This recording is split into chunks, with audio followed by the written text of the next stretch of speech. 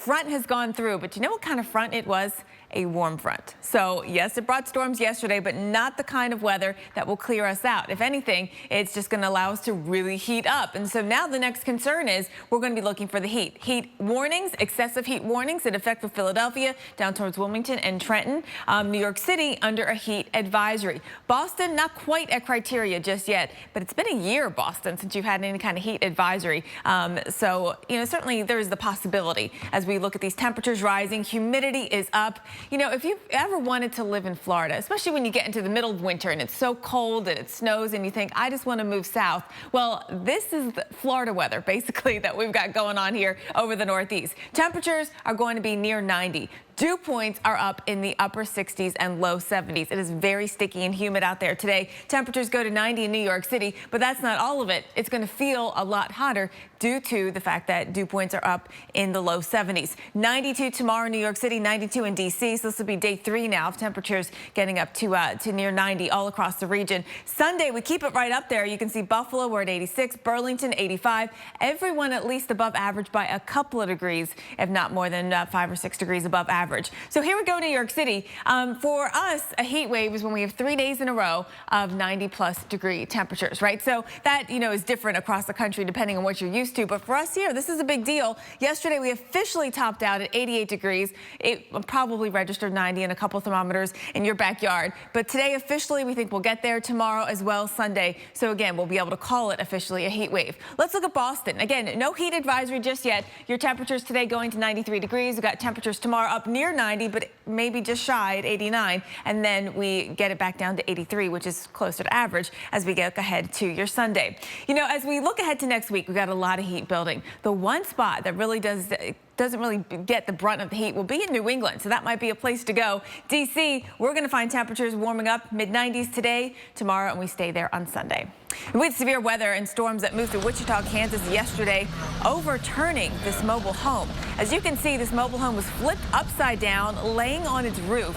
Winds in the area were reportedly between 60 and 70 miles per hour. Look at that corn, just completely knocked over as well.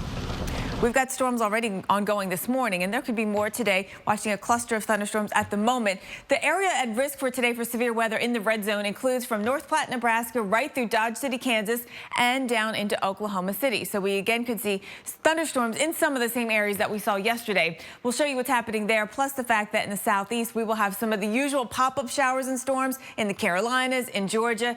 And then yesterday, what a cluster of storms we had going through Arkansas into Mississippi. Thankfully, that area should be quiet today, but south of there could be thunderstorms. So here's what's happening. You know, the front that's approaching the Northeast today, it's actually a cold front, but it won't go through with any fanfare there. In the southeast, what it's going to do is help bring up more moisture. So it actually gets even more humid across the southeast today. That's going to help trigger some thunderstorms. The front kind of stalls out right through the weekend, and so it becomes a focus for showers and thunderstorms. Taking a look here at what we're dealing with, looking ahead to the forecast radar. You know, this morning things are fairly quiet, as is typical in the summertime, but we are going to get some showers out there popping, especially once we get the daytime heating going. We might see that earlier here across the Carolinas. Expecting the possibility of another cluster of storms developing right here through southern and central Mississippi down into maybe Louisiana. New Orleans, heads up for you. Little Rock, we're going to watch your radar later today into tonight for that chance. This is about 7 o'clock tonight, that chance of some thunderstorms. So here we go with the forecast. We've got tomorrow the chance of thunderstorms still in the forecast. A lot of the same areas. Nothing's really changing. The front is not going to make any progress through, so the air mass will stay about the same right through Saturday and Sunday. All right, let's go coast to coast right now. We've got your weather headlines. Torrential downpour.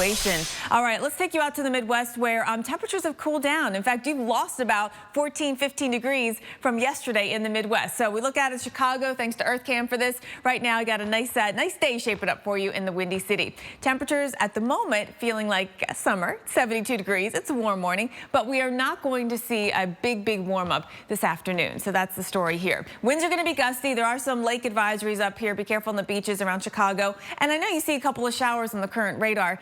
that is possible. We got a little jet stream energy right overhead. Some instability showers are possible right over here today in Chicago. That does include you. So while temperatures will be cooler and it won't be in the 90s and it won't be crazy hot and humid, there is a chance that some rain will keep you inside today. Same thing in Minneapolis. Temperatures are going to top out in the low to mid to upper 70s, I should say.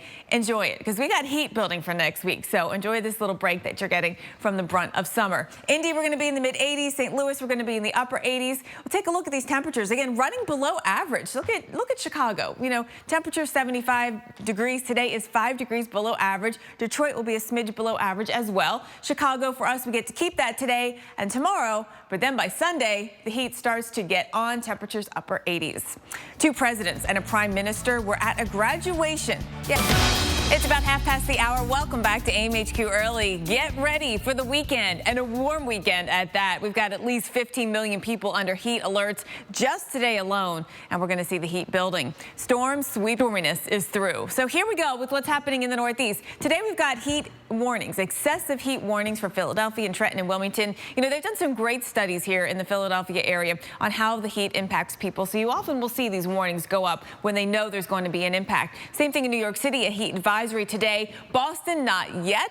It's been a year since you've been under any kind of heat advisory. Your temperatures will be warm, but just a little shy of criteria for that heat advisory. D.C., you're not under anything either, but yesterday it was 98 degrees in Washington, D.C. It was just so sticky and oppressive, and we're going to be feeling it again today.